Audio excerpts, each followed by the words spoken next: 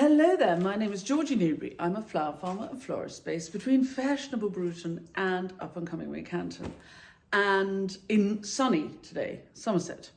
And today I've got two bouquets and 4 posies to make with some lovely British flowers which have been sent up from my colleagues in Cornwall. These have come from Highcroft Nurseries just across the Tamar from here, because our season stops at the end of September. Well, it inevitably goes through August, but I kind of plan for it to be a season that runs between the equinoxes. I think of us as flower growers between the sunny side of the equinoxes. So kind of end of March to end of September. And I don't do huge amounts of flowers during the winter, but I have a few very precious clients for whom I will do most things, so long as it's all British grown. And so I've got these bouquets and these posies to make for this particular client. And I don't know about you, but I'm feeling a bit discombobulated. It's the end of November. November is a great month because it actually feels as though it's got an extra week. I think there's so much revving up for Christmas, particularly for people like me who are, making wreaths, and we've got Christmas, we do quite a lot of business towards Christmas. And so we're all under pressure to get everything done, but we can't really get going because it's all fresh. And November always has this kind of extra week. And I have this bad habit, really bad habit, of always having ever so slightly too much to do. And I have slightly found myself now with more than ever so slightly too much to do, which is why I've been a bit quiet on here, because I'm feeling kind of, oh my God. And the to-do list is very long, and annoyingly, one thing on the list does not follow another thing. They're not all the same subject. So I'm feeling like a donkey between about 7 or 8 bales of hay, and I never quite know which to go next. So I am grateful that this afternoon I can go foraging in my garden for some lovely foliage to go with these flowers which have come up from Cornwall. And I thought you might like to come with me. I'm going to be foraging for my bouquets that are going out this afternoon, but also I've got a willow wreath demo tomorrow. I'll show you what I'm making. I'm making something like this. Here's one I made earlier, which I'm going to be, so I'm going to show people how I make these, and I'm also going to dress it because they look really nice when they're dressed. So you can come, I've got an online demo tomorrow afternoon. If you want to join with that, you have to book a place via my website. It is at 4:30 Greenwich Mean Time. But I'm going to be foraging now for bits and pieces with which to dress a wreath like this when I've made it on my demo. So we'll go for a little forage and then we'll make some posies. You fancy coming along? Come on then. If you enjoy this clips and the channel and whatever I get up to on here, then do please subscribe. There's a subscription button somewhere, and press the bell icon, bell icon, and I'll tell you when there are new clips coming up. And if you find any of the information I hand out during these clips useful, then please do buy me a coffee. The link is in the blurb of each of my clips, and the coffees are great because they reassure me that I'm doing useful, that the clips are popular and useful and people like them. But they also pay for me to make more. So we're all winners. Anyway, enough of this burbling along. Let's go and cut some foliage and leave the to-do list behind. Here are the flowers I've got. So all grown just the other side of the Tamar from here. I've got these Ranunculus, which are really lovely. Somewhere in there are some white narcissi, right tucked in, tiny little white stars there. The bells, Canterbury Bells, somebody will have sown those as seed quite early this year and held on to them so they're flowering now. These are normally biennials. I sow them in June for flowering next spring. So whoever did that was very clever bunny. White Alstro, which when it comes out is absolutely fantastic, but I love the kind of zingy green of the buds, and it'll last and last. And this is feverfew, which to have at this time of year is really fantastic. And my colleagues down in Cornwall, they have it in a cold tunnel and they will have sown the seed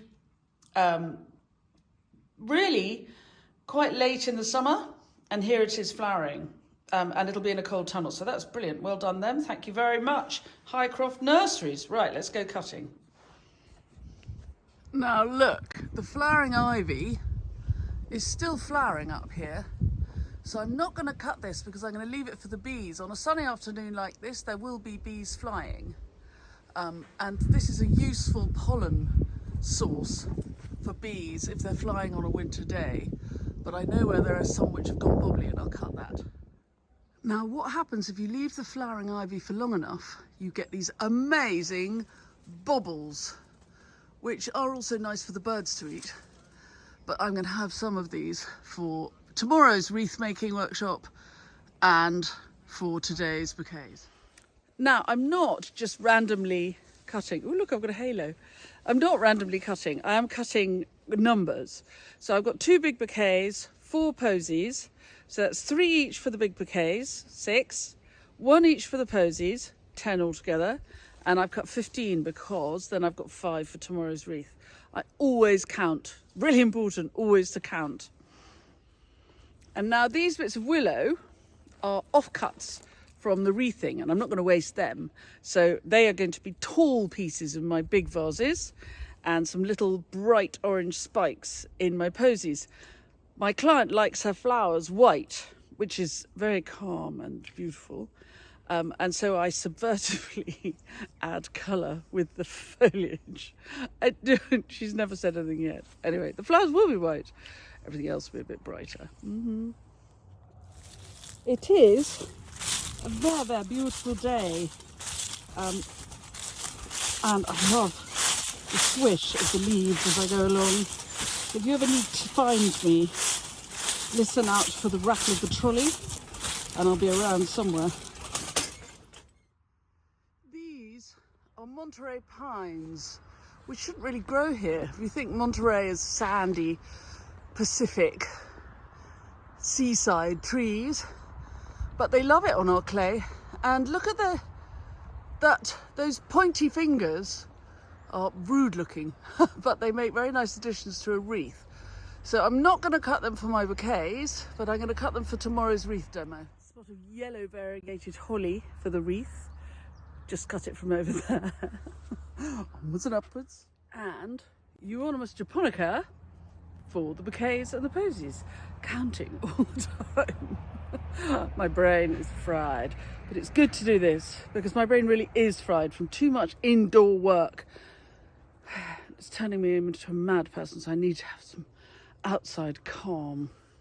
Now look at this. This is great colour, and for those of you who've been following along this channel since I started having a rave up with it in May, you'll know that I'm a big fan of cutting rose foliage because it's got great colour. And this is Rosa Tuscany Superb, and I haven't pruned my roses yet. Nearly, not quite. And so all of this would be cut off next week with a hedge trimmer.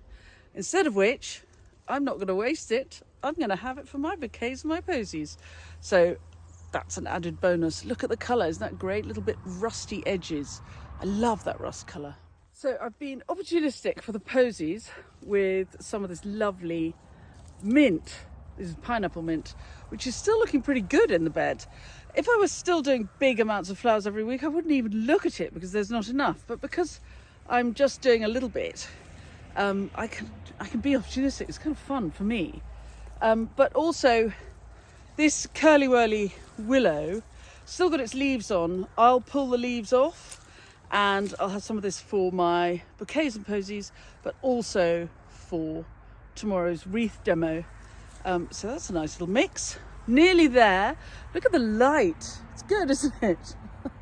Happy Thanksgiving, all you lovely people in America. You're not going to be watching this until tomorrow. You're too busy stuffing your turkeys. Although, actually, you probably aren't even awake yet. Who knows? Sorry, I am, one of those days. So I already have quite a lot in the studio from here, which is dried out and being kept back for the wreathing. So I'll go back for that. We've just got one more thing to collect on our way back. Come on, let's go. Now, how's that for a crop of crab apples? They are absolutely fantastic.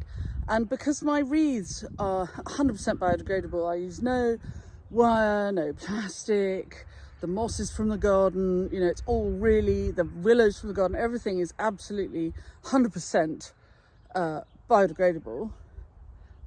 I'm very glad that I planted these lovely crab apples. This red one is called Red Sentinel, and for anybody thinking I want to grow for my Christmas foraging as well as for my crabapple jelly as well as for the most fabulous blossom in the spring, I recommend to you the Red Sentinel variety. I've got another one here, just stay there and I'll get a little bunch and you can see it.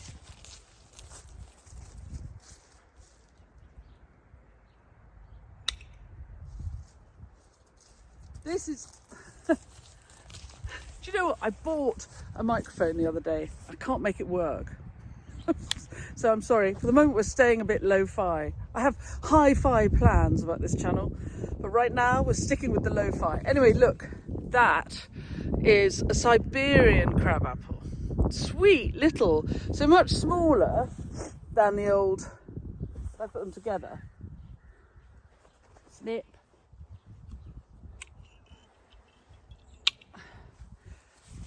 Smaller in size, but they bunch really attractively into wreaths. So Siberian crabapple also it's the last to come into flower, and it's the most flowery of all. So if I were only going to have 2 crabapple trees or 2 varieties, I would have Red Sentinel and the Siberian crab. There you go. Top tip from one who knows. Right, let's go in and do these posies. It's interesting how the light's changing, isn't it? So it is now 2:30, and I'm going to try and do these quite quickly so that we don't have to put the electric light on. And I'm going to start, as always, with the vases. And as always, I'm going to green up the vases first.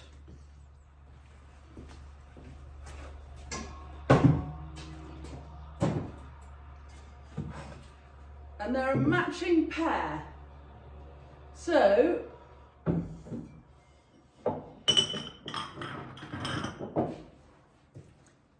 I literally put them next door to each other, and I put the same material in first. Obviously, Fabrizio has left his boots in the way, so we'll get rid of those, because they're quite annoying. Right, green up the vases first. I'm going to use, before I do anything, I'm going to use that lovely rose foliage. And I haven't even put, normally in summer weather, I carry buckets of water around with me. And I put all my material into water because I don't want to dry it out. But this time of year, this is literally, I've cut this 5 minutes ago, and so it's just going straight into water, and it'll be fine. So each vase is going to have 3 each of this lovely, slightly rusty rose foliage. Rosy posy, and that will give me a base to go from. Do you remember when I was doing big vases like this in the autumn for my friend, that's too big, my friend whose house was being filmed for the telly? Well, they are now advertising the programme. It starts next Tuesday evening, which is something like Tuesday if today's the 25th, 26th, 27th, 28th, it'll be the 30th of November. And it's Sarah Beanie, who moved into this village a couple of years ago and has been building the most incredible house the whole time. So I helped her out. Look, here's the willow, curly willow, and this is how you strip the foliage. It's very simple. So I helped her out with some flowers to dress to dress the halls, if you like, when they were doing what she called the big reveals of the rooms. And it was really fun. I mean, gosh, fun to do flowers for delivery less than a mile away. But also fun because she's such a nice girl and the house is amazing. So do have a look at the programme and see how they did it, because I think it's really quite something. Anyway, so that was the last time I did big vases on the YouTube. But here we are again. Not such a famous client, so I won't show off their names. But very nice client nonetheless. And I'm doing as I did before, 3 each of the rose foliage, 3 each of this curly whirly willow, which I hope you'll see better when I film it at the end.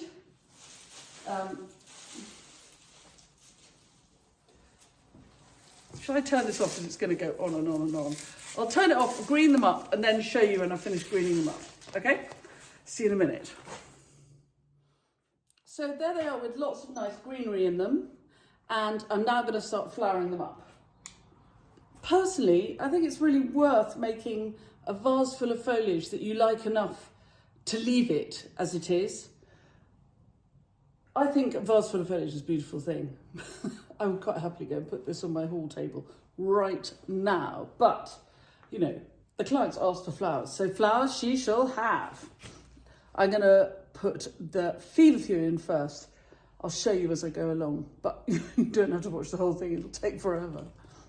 Now, these came up as bunches from Cornwall, and I'm just going to strip the stems as much as I can. They have been in water overnight to recover from their journey because they arrived in a box dry.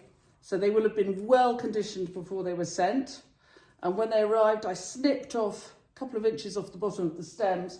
If you ever order flowers that arrive dry in a box, then it's really worth snipping really a good chunk off the bottom of the stems and give them an overnight in a clean bucket full of fresh water. They did look a bit sad when they arrived, and now they're really happy. So I'm going to take another couple of inches off the stems. And each of these vases is going to have a bunch of this lovely feverfew. And it's really, I do not overthink this.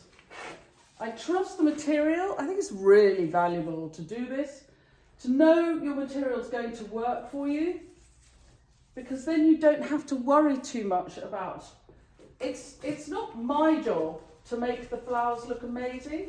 They look amazing. They're very good quality. They come from really good growers.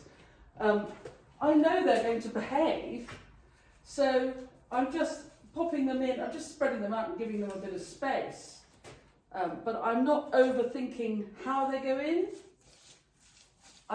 What I care about is that their stems are clean, so that the stems in the vases, there's no dead leaf material to rot.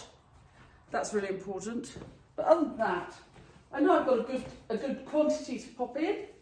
So and this is lovely feverfew, it's some lacy. So I'm just popping it in and it's going to do its lacy job. There we are. Oh, I beg your pardon. Sneezy.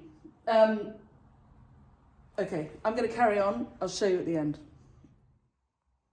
So here they are, just green with a little bit of feverfew. And they're beginning to look really quite frothy and nice. Sorry about my red stool in the background. They're just a bit of froth and a bit of foliage. It's very pretty and simple. I'm now going to add Alstra. Now, there's a great deal of snobbery about Alstroemeria, mostly due to the fact that a lot of it, for years, has come into the UK, if not other places, very, very cheaply, and so ended up in supermarket car parks for sale, where it sits for months and months and months and does not look as fantastic as it can. Let me just share with you some of the joys of Alstroemeria. Peruvian Lily. Look at the good zinc. Look at that foliage. Very 5-star foliage. When these flowers come out, they are beautiful white bells with a green flash, and they last and last and last in the vase. So for a winter flower grown by my neighbours down in Cornwall, I am not going to be snobbish about it. I'm going to say that is going to be very beautiful for quite a good long time in my client's vase. And so I think they're lovely. And I know that when they come out, obviously when I order flowers up from Cornwall, if they arrive fully out, that's no good to me. I want them to come out for my client. So my Cornish growers know when to cut them so that they will look really great for the client in 4 or 5 days' time. So that's why they're not fully out now when they go into the vase. Right, we'll do the other one and I'll see you in a minute. And there are several Alstro growers in the UK, one of which, who immediately leaps to mind, is, beg your pardon, on social media, called Alstroemeria Ben. And he is a great advocate for British grown flowers. And he grows really high quality Alstro down in Sussex. I'm sorry about my cough. I have not got COVID, I can tell you that, with certainty. Anyway, Alstroemeria Ben grows very high quality Alstro for delivery UK-wide in Sussex.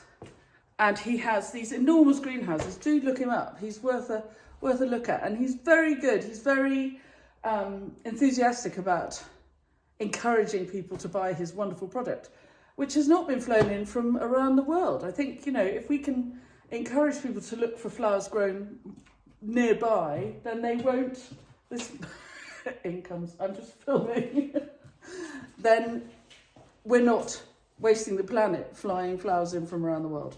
Anyway, enough of this chat. Right, and now for these lovely Canterbury Bells, which I feel I have them flowering in sort of May and June, but some clever person sowed this seed probably in May or June, and they're flowering now in Cornwall, and they are delicious, aren't they? So they're going to look great in my mix. On we go. And now I've got Ranunculus. Again, I think of these as a spring crop, but again, my lovely colleagues in Cornwall grow these in a coal tunnel, and they have them flowering through the late autumn and hopefully up for Christmas. So aren't they? It's like a promise of spring. Hooray! Thank goodness.